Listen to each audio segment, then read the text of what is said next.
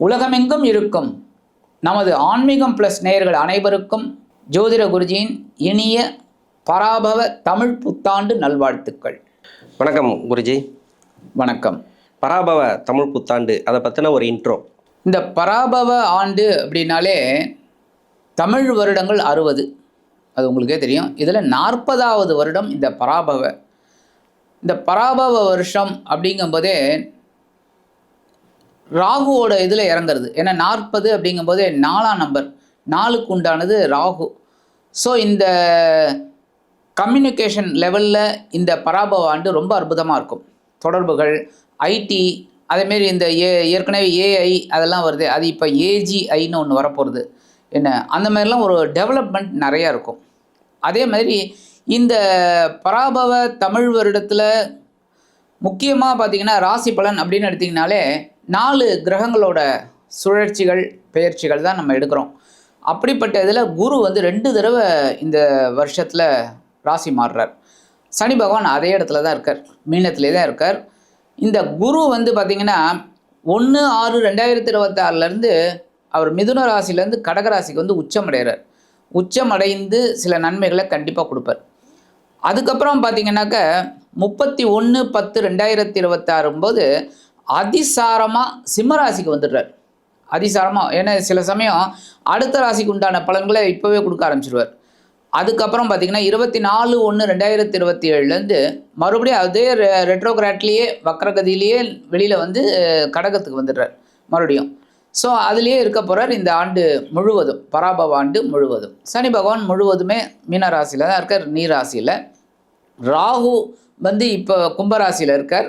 இப்போ டிசம்பர் 5ஆம் தேதி 5/12/2026 அன்றைக்கி இந்த ராகு பகவான் கும்பத்துலேருந்து மகரத்துக்கு பெயர்ச்சியாரார். அடுத்து சிம்மம், அந்த சிம்மத்தில் கேது இருக்கார்.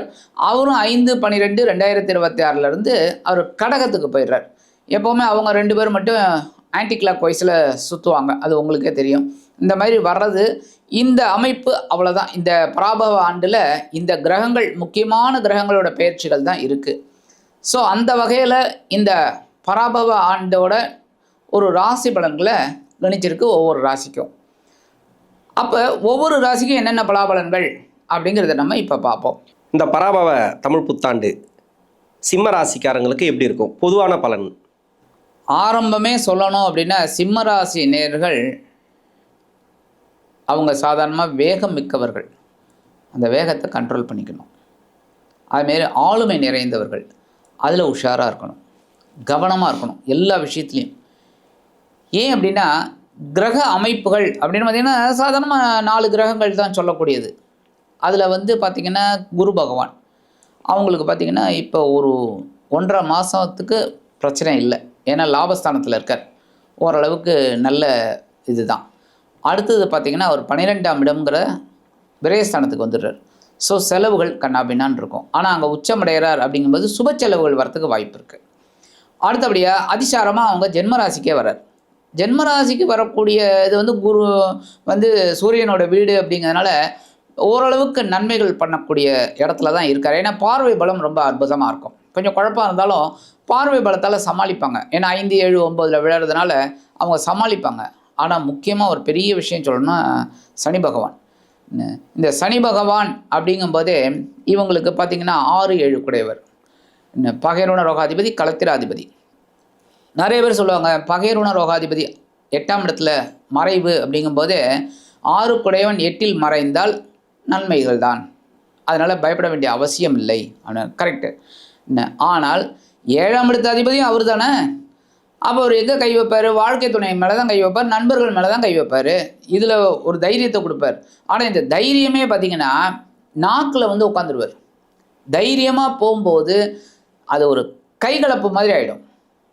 எனக்கு தான் எல்லாம் அப்போ அனாவசியமான சண்டைகள், சச்சரவுகள், அதன் மூலமாக உடல் ஆரோக்கியம் பாதிக்கப்படக்கூடியது அதெல்லாம் வரத்துக்கு வாய்ப்பு இருக்குது. ஏன்னா 8ஆம் இடம் உத்தியோகத்தில் வீண் பழி, அவமானங்கள் இதெல்லாம் வரத்துக்கு வாய்ப்பு இருக்குது. அப்போ இவங்க கவனமாக இருக்கணும். என்ன நமக்கு தான் எல்லாம் தெரியும் அப்படிங்கிற மாதிரி நினைக்காம கவனமாக ஒவ்வொரு காயாக நகர்த்தினாங்கன்னா இவங்களுக்கு ரொம்ப நல்லது. சரி, ஆனால் இவங்களுக்கு ஒரு பெரிய ப்ளஸ் பாயிண்ட் என்ன அப்படின்னா இந்த சர்ப கிரகங்கள் தான். டிசம்பர் வரைக்கும் கொஞ்சம் இதில் தான் இருக்காங்க. ஏன்னா 7ஆம் பாவத்தில் ராகுவும் ஜென்ம ராசியில் கேதுவும் உட்காந்துட்டு இருக்காங்க. கேது வந்து 12ஆம் இடம் வந்துடுறாரு, ராகு வந்து 6ஆம் இடம் வந்துடுறாரு. ஸோ கெட்டவன் கெட்டிடில் கிட்டிடும் ராஜயோகம் அப்படிங்கிறத சர்ப கிரகங்கள் கொடுக்க ஆரம்பிக்கும். ஆனாலும் சனி பகவான் சரியில்லாமல் இருக்கிறதுனால கவனமாக இருக்கிறது நல்லது. ஏன்னா சனி பகவான் ஆராதனை பண்ணிட்டு அமைதியாக ஏன்னா சனி பகவானாலே உங்களுக்கு தெரியும் உழைக்கக்கூடிய இது. அதேமாதிரி தர்மவான், நீதிமான், இப்படி தான் இருக்கணும் அப்படின்னு அவர் அதிலெல்லாம் பாரபட்சமே காட்ட மாட்டார். துலாம் ராசிக்காரங்களாக இருந்தால் கூட ஒரு குட்டு வச்சுட்டு தான் அவங்க இது பண்ணுவார். அப்போ கவனமாக இருந்தால் தான் ரொம்ப நல்லது. சனீஸ்வர பகவான் வந்து 7ஆம் இடத்துல இருக்கும்போதே ஒரு சில பேருக்கு வேலை ப்ராப்ளம் வந்திருக்கு. வேலை வந்து அதாவது மேலதிகாரிகள் வந்து ஒரு சில நெருக்கடிகளை கொடுத்துருக்காங்க. அதாவது மேலதிகாரி மாறி இருப்பாங்க. அப்படி இல்லைனாக்கா சமீபத்தில் கூட வேலை ரீதியாக ஒருத்தர் மாறி இருப்பாங்க. இவங்களுக்கே தெரியும் நேரம் மாறிடுச்சு அப்படின்ட்டு. அதாவது அஷ்டம சனின்றது. இந்த டைமில் வேலை மாறுதல், வேலை வந்து பிரச்சனை வந்து வேலை போச்சுன்னா வேறு வேலை தேடிப்பாங்க. ஆமாம். இப்போ வேலை போகிற மாதிரி இருக்குது, இல்லை வேலையில் கொஞ்சம் நெருக்கடிகள் இருக்குது, உடனே மாற்றலாமா, இல்லை இப்போ என்ன மாதிரியான முடிவுகள் எடுக்கலாம்? ஒரு சில குழப்பங்கள் இருக்கு இல்லையா வேலை ரீதியாக, அந்த குழப்பங்கள் தீருமா? இப்போ இவங்களுக்கு நீங்கள் கேட்ட கேள்வி ரொம்ப அற்புதம். ஏன்னா இந்த வேலையில் நீடிக்கலாமா இல்லை இதை விட்டுட்டு வேறு வேலை தேடலாமான்னு கண்டிப்பாக இவங்க வந்து அந்த தப்பை பண்ணவே கூடாது. வேலை மாற்றம் இப்போதைக்கு கூடவே கூடாது. இருக்கிற வேலையை தக்க வச்சுக்கணும். அதற்கு என்ன ஒரு ரெமிடியோ அதைத்தான் பார்க்கணுமே தவிர எல்லாருமே அந்த ஒரு இதை ஆஸ்பெக்டை எடுத்துன்னு போனாங்கன்னு வச்சுக்கோங்க பிரச்சனை. ஏன்னா இந்த உத்தியோகம் இல்லை அந்த உத்தியோகம். இப்போ சில பேருக்கு பார்த்திங்கன்னா அவங்களோட ரெஸ்யூம் பார்த்திங்கனாலே ஒரு 25 வருஷம் சர்வீஸ் இருப்பான், பார்த்துருப்பான் ஒர்க்கு. ஆனால் 2-3 கம்பெனி தான் இருக்கும். ஒரு 8 வருஷம் அந்த மாதிரிலாம் இருப்பான். ஸோ அதெல்லாம் வந்து ப்ளஸ் பாயிண்ட்டு. இப்போ 6 மாதத்துக்கு ஒரு தடவை மாறினா அவனுக்கு எப்படி வேலை கொடுப்பாங்க? கண்டிப்பாக கொடுக்க மாட்டாங்க. இவன் ஏன் வேலையை விட்டான்? இவனால பிரச்சனையா அவங்களால பிரச்சனையா? அந்த மாதிரி. அப்போ இவங்க வந்து அதில் வந்து கவனமாக இருந்தால் போதும். நல்ல உத்தியோகம் அப்படின்னா கவனமாக இருந்தால் இவங்க வேலையை இவங்க கரெக்ட் பண்ணினாலே போதும். அப்போ வேலை மாறிக்கிட்டே இருக்கிறவங்க வந்து வேலை மாற தேவையில்லை, இருக்கிற வேலையிலே இருக்கணும், அவ்வளோதான். ஏன்னா அது வந்து குவாலிஃபிகேஷன் பார்ப்பாங்க, அந்த டைமிங், அது வந்து எவ்வளோ நாள் வேலை பார்த்துருக்கீங்க. ஏன்னா கேள்வி எதிர்கேள்வின்னு ஒன்று இருக்கு இல்லையா? ஆமாம். இப்போ ஒரு 10 வருஷம் இருக்கிறாங்க அப்படின்னாக்கா அவங்களுக்கு வந்து பரவாயில்ல, 10 வருஷம் ஸ்டாண்டர்டாக ஒரு இடத்துல இருந்திருக்காங்கன்ட்டு இன்னொரு கம்பெனி கூப்பிட்றதுக்கு வாய்ப்பு இருக்குது. கரெக்ட். ஏன்னா இப்போ அவங்க எல்லாருமே இப்போ நான் ஒரு முதலாளி, நான் ஒருத்தரை இன்டர்வியூ பண்ணி எடுக்கணும் என்னோடய ஆஃபீஸ்க்கு அப்படின்னு நான் வரும்போது அவங்க வந்து நல்ல ஒரு 10 வருஷமாக வேலை பார்த்துருக்கான், 12 வருஷமாக வேலை பார்த்துருக்கான் அப்படின்னா சரி அட்லீஸ்ட் நம்மக்கிட்ட ஒரு 8 வருஷமாவது இருப்பான் பார்க்கலாம் அப்படிங்கிற மாதிரி இருக்கும். ஏன்னா இவங்க ஒரு ஆளை ட்ரைனிங் பண்ணணும். ஸோ இவங்க வந்துட்டு 4 மாதத்தில் போயிட்டு இருந்தாங்கன்னா அதனால தான் அவங்க வந்து இருக்கிற வேலையை தக்க வச்சுக்கிறது ரொம்ப நல்லது. அதுதான் மேட்ரு. ஏன்னா நிறைய பேருக்கு வந்து குழப்பமே அதுதான். வேலையில் ஏதாவது பிரச்சனை கொடுத்துருமான்னு ஒரு பயம், வேலை வந்து போகிற மாதிரி இருந்துச்சுன்னா என்ன பண்ணுறது, இல்லை வேலையை நம்ம மாற்றிக்கலாமா அப்படின்ற மாதிரி குழப்பங்கள்லாம் சிம்ம ராசிக்கு இருக்குது. இப்போ பொருளாதார ரீதியாக நிறைய பேருக்கு பிரச்சனை வந்திருக்கு. கொடுத்த கடன் வரல, வாங்கின கடன் கொடுக்க முடியல, யாருக்கோ ஒருத்தர் கேரண்டி கையெழுத்து போட்டு மாட்டினது, அது ஒன்றும் இல்லாமல் நிறைய இடம் சம்மந்தப்பட்ட பிரச்சனை, ஒரு சில பேருக்கு வந்து கோர்ட்டு கேஸு, இதெல்லாம் வந்து அதாவது நெகட்டிவாக நிறைய நடந்துகிட்ருக்கு. அது வந்து ஓரளவுக்கு ரிலீஃப் ஆகுமா? இதில் வந்து எப்படி மீண்டு வர்றது? இப்போ இவங்க வந்து கண்டிப்பாக ஒரு பெரிய இக்கட்டில் தான் மாட்டிக்கிட்டு இருக்காங்க, இல்லைன்னு சொல்ல முடியாது. ஏன் அப்படின்னா இவங்களுக்கு ஒரே ஒரு இதுனா குரு தான் அவங்களுக்கு லாஸ்ட் இயர் கொஞ்சம் நல்ல இது கொடுத்து வருமானத்தை ஏற்றி கொஞ்சம் உத்தியோகத்துலேயும் ஒரு ஸ்டாண்டர்டு எல்லாமே பண்ணியிருக்கார், தொழில் எல்லாமே. இப்போ வந்து சனி பகவான் மாறினதுலேருந்தே கொஞ்சம் குழப்பம் வந்துடுது. என்னதான் அப்படின்னாலும் அஷ்டமத்து சனி அந்த குண்டான வேலைகளை கண்டிப்பாக காமிப்பார். அப்போ இவங்க வந்து ஒரு உத்தியோகமாகட்டும், தொழில் வியாபாரமாகட்டும், கடன்கள் விஷயமாகட்டும், அதிலெல்லாம் வந்து கொஞ்சம் கான்சன்ட்ரேட் பண்ணணும். எப்படின்னா ஒரு அமௌண்ட்டை ஒதுக்கி வச்சு தான் ஆகணும். ஒன்று. ரெண்டாவது, நிறைய பேருக்கு பார்த்திங்கன்னா நகையை அடமானம் வைக்கக்கூடிய ஒரு சூழலும் வந்திருக்கு. ஏன்னா வீடு மாற்றம் அப்படிங்கும்போது ஏன்னா 12ஆம் பாவத்துக்கு குரு வரப்போகிறார். 12ஆம் பாவத்துக்கு வராருனாலே இடமாற்றத்தை கொடுத்துருவார். ஒன்றும் உத்தியோகத்தில், தொழில் வியாபாரத்தில், வீடு. இவங்க வீடு மாற்றுறாங்கன்னா சந்தோஷமாக இருக்கணும். ஏன் அப்படின்னா உத்தியோகம் ஓரளவுக்கு சிறப்பாக இருக்கும், உத்தியோகம் மாறாது, தொழிலும் மாறாது. ஆனால் இவங்களுக்கு இடமாற்றம், அந்த வீடு மாற்றுறதுக்கு லீஸுக்கு போகணும் அப்படின்னா பணம் இல்லை, எல்லாம் லாக் ஆகிருக்கு, எங்கேயோ கொடுத்துருக்காங்க வரல, அப்போ இல்லை செலவு பண்ணிட்டாங்க, கையில் பணம் இல்லை, நகையை அடமானம் வைக்கக்கூடிய ஒரு சூழல் கண்டிப்பாக அமையும். ஏன்னா சனி பகவான் கொண்டு வைக்க சொல்லுவார், வச்சு அந்த லீஸுக்கு போ, அந்த இதுக்கு போ அப்படிங்கிற மாதிரி ஒரு சிச்சுவேஷன் கண்டிப்பாக நிறைய பேருக்கு வரும்.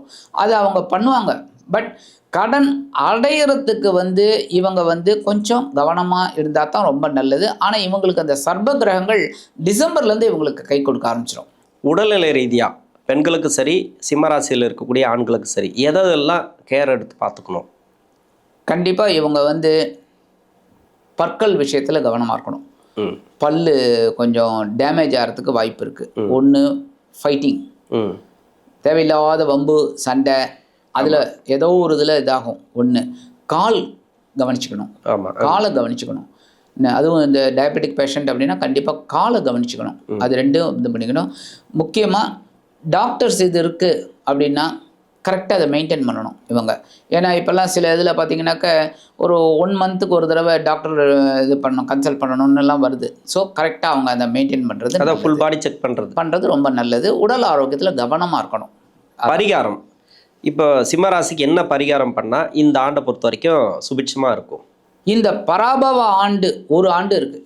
இந்த ஒரு ஆண்டில் ஒரு நாள் திருநள்ளாறு போயிட்டு வர சொல்லணும். திருநள்ளாறு போயிட்டு நிறைய பேர் வந்து கூடாதும்பாங்க. ஏன்னா ராசிநாதன் சூரியன், சூரியனுக்கு பகை சனி பகவான். ஸோ சனீஸ்வரன் கோயிலுக்கு போகக்கூடாது அப்படி. யார் நமக்கு சரியில்லையோ அவங்கள தான் நம்ம போய் பார்க்கணும். எப்போவுமே என்னோடய தாட் அதுதான். யார் சரியில்லை அப்படின்னா அவங்கள நம்ம பார்க்கணும். இப்போ ஒன்றும் இல்லை, ஒரு இடத்துல கடன் வாங்கியிருக்கோம். அந்த கடன் இப்போ உங்ககிட்டே நான் வாங்கியிருக்கேன்னு வச்சுக்கோங்க. உங்ககிட்ட நான் வாங்கியிருக்கேன், ஒரு 10 லட்ச ரூபாய் வாங்கியிருக்கேன். நான் இந்த டேட்டில் உங்களுக்கு திருப்பி தரேன்னு சொன்னேன். முடியல என்னால், ஏதோ ஒரு சம் வந்து முடியல, என்னால் 2 லட்சம் தான் கொடுக்க முடியுது. பட் நான் என்ன பண்ணணும், நேராக உங்கள்கிட்ட வந்து பார்த்து, சார் இந்தாங்க 2 லட்சம் வச்சுக்கோங்க, மீதி வந்து கூடிய சீக்கிரம் தரேன், ஒரு 2 மாதத்தில் தரேன் அப்படின்னு நீங்கள் கண்டிப்பாக ஓகேம்பிங்க. நீங்கள் என்ன தான் என் மேலே ஆத்திரமாக இருந்தால் கூட நீங்கள் நேரில் பார்த்தோன்னே நீங்கள் ஓகேன்றுவீங்க, சரியாயிடும், சரி அப்படின்றவீங்க.